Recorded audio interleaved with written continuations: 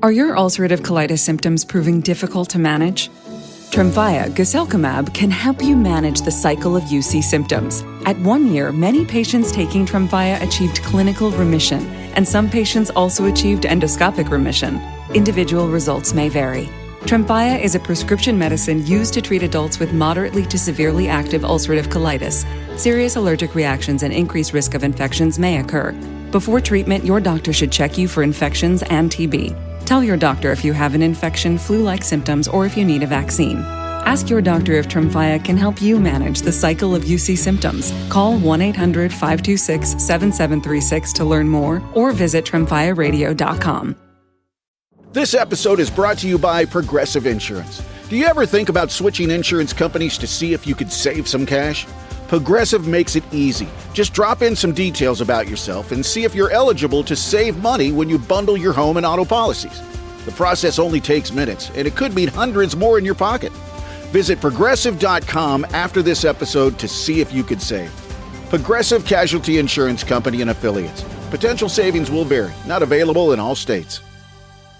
Need to restock inventory, cover seasonal dips, or manage payroll? OnDeck's small business line of credit provides immediate access to funds, up to $100,000, exactly when your business needs it. With flexible draws, transparent pricing, and full control over repayment, you can tackle unexpected expenses without missing a beat. Apply today at OnDeck.com, and funds could be available as soon as tomorrow. Depending on certain loan attributes, your business loan may be issued by OnDeck or Celtic Bank. OnDeck does not lend in North Dakota. All loans and amounts subject to lender approval. This is the Fun Belt Podcast, part of the Believe Network. Hosts the Dusty Thibodeaux of Warhawk Report, Jeremy Harper of Howlraiser, and Shane Mettlen of the Daily News Record. I think it's potentially a very good week for the Sun Belt. But I'm just kind of going off on a random rant. It's just frustrating. The Fun Belt Podcast, recapping 2 days of Jeremy drinking a lot in New Orleans. I drank a little bit of some Basil Hayden. It was good. I had a good night. Did we do anything else? That's it. All we did was drink. Shane, what did you do? He's not here. So instead, we go to the Arm Barn. Yeah. I'm sticking to it. I don't like it, but I'm right. going to keep saying it until it grows on me. Do it. Catie Harper of the Daily News Record. Yes. Joins us. An upgrade. Yes, we did. It's like an extension of Shane. That's right, like a better version. A coworker, at least. Exactly. So, Catie, your team, James Madison, they're the pick of the East. Do you feel that that's kind of a fair assessment going into the season? Yeah, I think it's really fair. I think Coach Chesney and his staff they've done a really good job of bringing in guys at these position groups that they really needed. I know heading into the spring, a lot of us in the media group in Harrisonburg were talking about linebacker being a position that they needed to add to, and they did that. And they expect, Trent Hendrick, who was here today, and Gannon Weathersby to really lead that group. And you look at, the quarterback room right now in offense that, it's still a little bit of a question of who's going to start come game one, but it's still a very talented group with a lot of starts under their belt. Running back deep as ever. Offensive line is good. So I think it's a fair assessment to expect them to reach that pinnacle of what they've kind of been waiting for now after a couple of years in the Sun Belt. And you get the head-to-head during the season against the Western preseason pick there of Louisiana Lafayette. Is that a de facto semifinal of the championship game, or is it just way too early to kind of hype that game up, or what's really the thoughts around that Western crossover game? I'm really curious to see how it plays out because it's Louisiana and Texas State out of the West for JMU, so it's the projected 1-2 finishers. So I think it's going to test them really, really well, and that's just outside of the rest of their conference and non-conference schedule this year. But I know for myself, I've thought about it at times that it really could be that precursor to what we see later in the year when JMU fans are obviously going to hope that the Sun Belt Championship game is in Harrisonburg and could technically be in Lafayette too. So I think that's definitely one that's going to test them really, really well. And I think Chesney even joked about it on the main stage today. It's, they get the gauntlet with facing Louisiana and Texas State. So really good groups. And again, kind of like I hinted, the non-conference games this year are going to test them. So this team is hopefully built to withstand some punches. Catie, we saw you doing your interviews, and you probably talked to as many people as we did. Who here did you find impressive which coaches or interviews did you find that really stuck out to you? Well, today was actually the first time I had sat down with Keith Gill, and so it's always kind of nice when you can sit down with, the boss man of the conference, and seeing his approach to what this conference is right now, where the college landscape is changing so much. That was really impressive for me to see, and I think the last question I asked him to was kind of where he realistically sees the ceiling for this conference, and he said he doesn't necessarily think there is one, and it's one that can keep growing. So I think that interview was impressive because I think it should leave a lot of Sunbelt fans pretty excited. Yeah, good. How about any of the coaches? What'd you think of this year's crop of coaches? I always love the Sunbelt coaches. Yeah. I think it's a fun group to listen to. I really like sitting in the other room listening to the main stage because I think you still see some of their personalities come out. Yesterday, Butch Jones and Charles Huff, I think, have some are best friends at this point. They always seem to make small jokes to each other. So I would say it's overall really an impressive group. I liked the new coaches today, Marshall with Tony Gibson and Dow Loggins with App State. I really liked their approach, and I've talked about it a lot over the last year when it comes to the West. I think Bryant Vincent is an insane coach. He was 5 minutes into his main stage yesterday. I think I was ready to run through a wall for him with kind of his approach to kind of growing what is a small program. So it's a fun group of coaches that I would say is pretty impressive across the board. Yeah, it seemed like last year the new guys, they all sort of had a little bit of a pants on fire kind of mentality. They were kind of jumpy and nervous. Got to prove yourself. Yeah, these guys, this new group seems a little more relaxed and sure of themselves and ready to go. And in terms of Bryant Vincent, he kind of came in a situation, had to juggle a lot of guys. Now he's in year 2 and he seems more relaxed and can probably deliver those run through the wall speeches pretty authentically. Just because I'm big, Jeremy, doesn't mean I'm Kool-Aid Man and can run through a wall for head coach Brian Vincent. Yeah. When you look at the teams, maybe at the bottom half are selected at the lower end of the different divisions, Georgia State, ULM, Marshall, Southern Miss. Who do you see kind of in that bottom half that could be the surprise team that does make that leap forward? I think it would be hard to negate Southern Miss from that conversation. I think you get the coach that just led his program to the Sun Belt title a year ago. You get him somehow you get him off of that run, and he's now your head coach. And Braylon Braxton follows him down there too. I think that's a group that you should expect to take some strides this year. And Charles Huff said it yesterday that 1-11. They should have been dead last, and he's like, we were 1-11 until we, win some games. That is who we are at this moment. But I think that's a group that really should take some steps forward. I am curious to see Georgia State on the east side, how they continue to grow under Del McGee now that he's been here for a little bit longer. But some of these teams, they've been maybe in the basement for a little bit, but I think they at least have some coaches that have that belief that they can take some step forwards. Yeah, I think Georgia State has that potential, but that schedule does no favors, opening up with Ole Miss, Memphis at home, Murray State at home, and then going for the revenge game against Vandy that they're not going to be overlooking them this year. So I don't think the schedule does them any kind of favors. On the flip side of that, we have James Madison and Georgia Southern, Louisiana Lafayette, Texas State. Who do you think is maybe the overhyped team?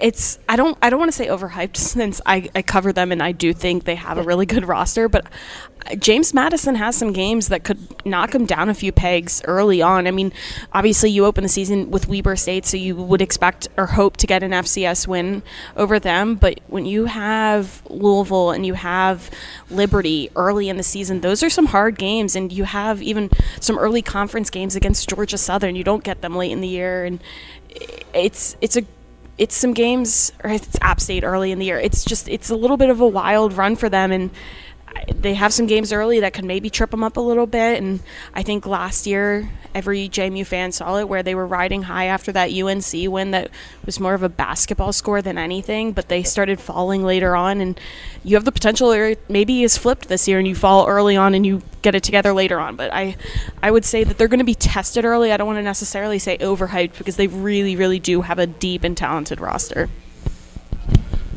expansion just happened leading into it, and so you really kind of expected that to be a major talking point, but really no one was really talking about Louisiana Tech. I mean, are they already kind of forgotten, or is it that there's no real set date of when they're coming in that people, I don't want to say they don't care, but they're kind of out of sight, out of mind for right now? Yeah, the most I talked about Louisiana Tech was with Keith Gill today, and that was just about kind of the process that went into bringing them and what it could potentially look like next year if they're not in the conference yet and you're playing with 13 teams. But, I mean, G.J. Kenny got up on stage yesterday and was like, hey, we're thinking about the Sun Belt right now. We're not thinking about the Pac-12 and where we're going to be and what we're going to be doing next year. So it really wasn't talked about much at all. And I think I was kind of in your camp where I thought it was maybe going to be brought up more just because new school, new possibilities and whatnot. But other than talking with Keith Gill today and some of the Louisiana schools yesterday, kind of just mentioning, it's going to be a good in-state rivalry, that was about it. Yeah, none of the Louisiana schools really said too much about it, except it's good. We have a quick rival to go to. That's really all they said. Yeah. Fueling the hate. Yeah, that's right. Which we still got to come up with a name for that rivalry. I don't like the I-20 battle or whatever they want to, cheesily tab it. Or anything like that. Should we crowdsource it? Maybe. I will say there's some high standards because I like JMU ODU of the Royal rivalry. Like that one's a good. But when you have Dukes versus it writes it makes itself. sense. It's a Warhawk, so a plane versus a bulldog. I guess you I could don't say it's a know. dog fight because Louisiana Lafayette was Southwest Louisiana. They had a bulldog, and it's a bulldog. Yeah, you're getting there. You're almost there, Tibbs. I just got to keep brainstorming a little bit. Yeah. Don't just settle on something. Yeah, really workshop it. That's how we got you. Yeah, that's why I'm here. Yeah. So, Kate, do you feel, though, on that expansion front, there was almost a revolt of the Eastern Seven wanting to leave the league and start their own? And has things kind of calmed down that everyone's seeing the light that this is the right move for the league as a whole? Yeah, it was interesting seeing obviously a bunch of JMU fans in my case. It was kind of split half and half. I would say, well, maybe not half and half. I think there was more of an overwhelming group that was like, this is the worst thing that could happen to the Sun Belt potentially. And then there was a group that was like, not necessarily for it, but it was more of a indifference to it where, hey, it doesn't really hurt us. It doesn't really help too much. I mean, it still helps in some cases, but I think they've started to calm down. I think now that Keith Gill has been able to speak on it a little bit more publicly, I think they're starting to realize the benefits that maybe come from sports outside of football. I think right now everybody's a little football focused with, maybe their team isn't going to bring as much of a boost to the conference in football, but when you look at things like basketball and the Sun Belt trying to get to a point where it's a two-bid league into March Madness, I think people are starting to come around that, hey, they really do help this conference when it comes to sports like basketball. No doubt. And I mean, I think first and foremost, this is a baseball league. I mean, you look at it through and through, and Louisiana Tech definitely brings another quality baseball program into the league. So excited about that. The net part, really, I didn't think that their women's basketball was as high as they are. But again, it helps both men's and women's basketball. And I think if we can get them okay in football, it's a win all around. As far as I know, they're the only Sun Belt team now that has a women's national championship in basketball, right? Didn't they win the national championship back in the 80s? Yeah. 90s? Okay. With Right. Kim Mulkey. Yeah, I will say JMU fans do like to bring up that JMU women's basketball is the fourth winningest program in NCAA history, but they've also been around for I think about Mettlen 100 said years. something about that, but I just tuned it out. Yeah, when Mettlen talks, I usually get online and start looking at other things like Twitter and stuff. So. Things that you have to VPN to access? Yeah, exactly. That's my basketball take for today. Making sure Shane is still here in spirit. So, Katie, what else did you really have as big takeaways here out of Sun Belt Conference Media Days? I mean, for a lot of it for me today, especially, was sitting down with Bob Chesney and then Pat McMurtry and Trent Hendrick from JMU to kind of make sure I have all of my stuff heading into fall camp next week. So I think with JMU, you have to look at the quarterback room right now with Alonzo Barnett coming off an injury, and it's been pretty mum since it happened where he was going to be. And so now that we're starting to get answers of, hey, this is what the initial timeline looked like. It was going to be about 9 months, but he's possibly ahead of schedule, still not cleared for contact. That's kind of the most we've gotten since ever, other than he's out of the bowl game last year. So talking through that was really, I know a lot of Jamie fans are going to enjoy it. And yesterday, I think it was, I forget who said it, yesterday on the stage, one of the players, I kind of transitioned into that for today, was he talked about kind of the difficulties of maintaining friendships in this era of college football, just with the transfer portal. So that was something I talked with players today about, is just how they balance making sure that they're creating these bonds so they can have a good team on the field and make sure that they are still together off of it. So those were kind of the things that I think really were big today for me to talk about. Catie, we thank you for filling in for Shane as always. Maybe we'll just have you, and we'll drop the Mettlen. It's refreshing to have an authoritative voice from that end of the conference. Yeah, unlike Shane, who. Yeah, I mean, and you know, there's all the times his dog just interrupts the podcast. Jumps on his lap. It jumps on his lap. Or he's like covering like some sort of softball game. Yeah. I don't know. I will say I have a cat that would also love to interrupt any kind of podcast. So what's with the animals?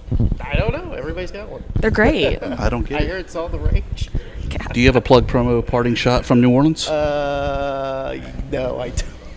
I don't. I figure you were going to plug these bottles that you've been emptying at the various establishments. Yeah, sure. I'll plug Basil Hayden Dark, my favorite favorite rye. So go ahead. How about you? You got one?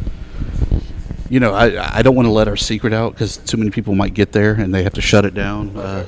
Ernst's Cafe. All right, yeah. I mean, home of the $1.50 beer. What more could you want in New Orleans? You don't want anything more than that. The food's good too. So. And the food's not bad. Catie, anything for you that you have a plug promo parting shot? I have not gone anywhere great this year, but last year there was a butcher a block and a half over, and I already forgot the name because I sent it to someone yesterday and I still did not maintain it, but a block over from the Marriott in the Arts District of New Orleans, amazing. Very good sandwiches last year. But it was